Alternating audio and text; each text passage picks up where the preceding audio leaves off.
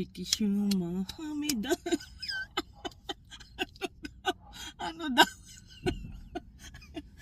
So, for today's video guys, ngayon ang ika-22th birthday ko. 22th. Biro lang guys. So, ngayong araw ay ang aking kaarawan. Glory kaarawan. So, 35 years old na tayo guys. So, may nararamdaman na tayong mga sakit-sakit sa likod. Pero konti lang. No guys, konti lang. So, maraming salamat po sa mga bumati sa amin.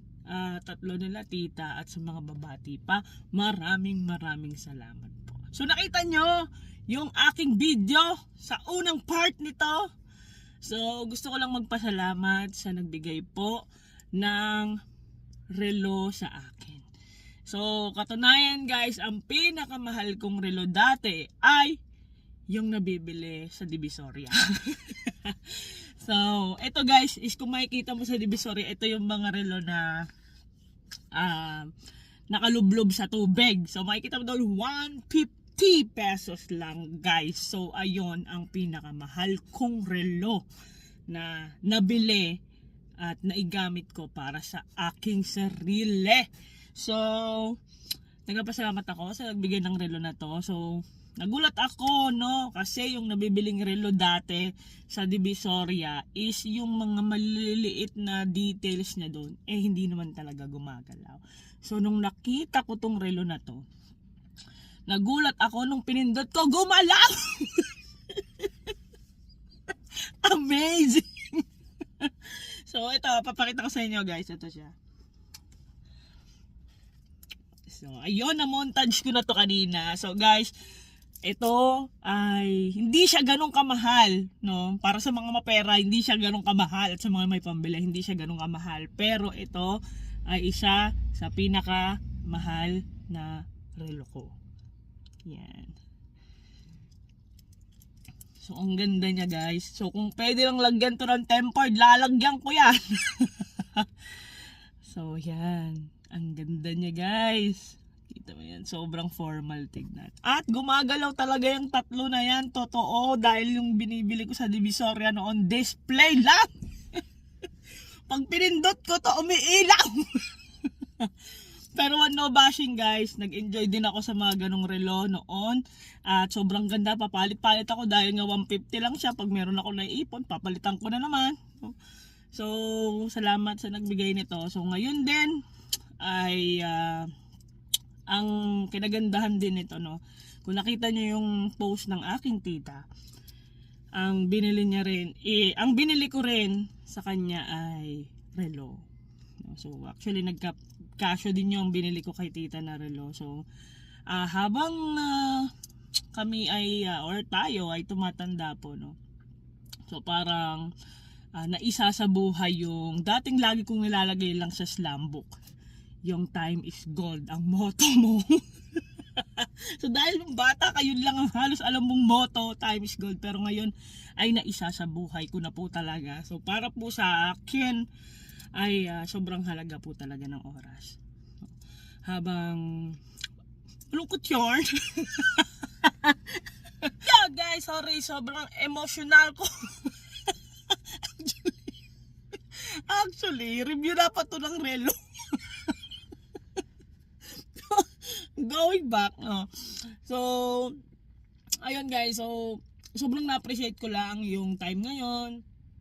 And then, ang maipapayo ko lang po, no, just always make time po para sa family, para sa partner mo, sa friends, no. Mahirap po kasi ibalik pag lumipas na. So, that's all for today's video. Natapos na. So, hindi guys, sobrang ganda nung relo. Lalo na pagka sinuot ko na, sobrang pang formal nung dating niya. Ayan. So, naiyak po ang inyong lingkod. Dahil birthday niya ngayon, emotional siya pagbigyan nyo na. So, ayan guys, sobrang ganda niyang tignan. Sobrang sakto na. Yan, sobrang sakto. Ayan, ang ganda no, sobrang formal. At ang isa ko pang na-receive na galing ito sa aking misis. So, ito siya.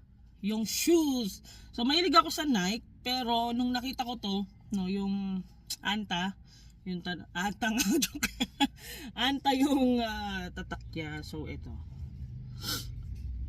Ayan. So, ang ganda ng kulay, guys. Look at that. Ayan. Ang ganda ng kulay. Ang lambot din sa loob niyan. So, paano ba ito yung nakalagay? Kasi dito pa. Anta Walking Comfort Insert. So, ayan, nakalagay siya. Nakalagay dito yung ano niyan. Yung presyo kasi sa loob, kaya hindi ko maipakita. Wait lang. So, ayan. Ayan. Ang ganda nito, guys. Ang lambot, parang bouncy, parang ang tatalbog pagka nilaro mo. Nilaro mo pagka tumakbo ka. Ayan. Ang ganda niya. Sobrang parang minimalist lang yung itsura nung design niya dito. Ayan. So, ganyan lang yung logo ng Anta. Tapos yung kulay ang nagustuhan ko dito. So, shock na shock to pag nag-short din ako. So, mahilig kasi ako mag-short. Hindi na ako kadalasan nagpapantalon dahil nakapantalon ako pagka nasa office. So, pagka aalis lang, kadalasan naka-short, naka-sando, ganun lang naman yung suot ko. So, ayan. So, hindi ko pa to actually, nabili na namin to before, pero ngayon ko lang din inilabas, no? Dahil hindi ko pa naman din talaga sa susuot. Dahil yung huli kong sapatos po ay 5 beses ko pa lang pong naisuot. At ito ngayon ay hindi ko pa rin po naisusuot. So, meron akong pang araw-araw na sapatos yung kadalasan nakikita nyo. Pero ito ay hindi ko pa rin na gagamit. So, maraming salamat sa'yo, B. Kapag supporta mo sa akin sa kagustuhan kong magkaroon ng shoes.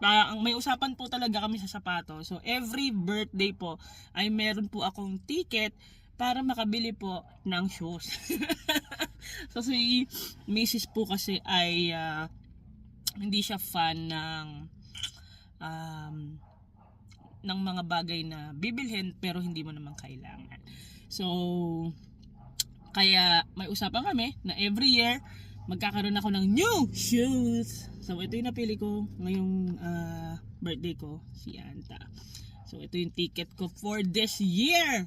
No? So, yung last year na sapatos ko is 5 beses ko palang naisusuot.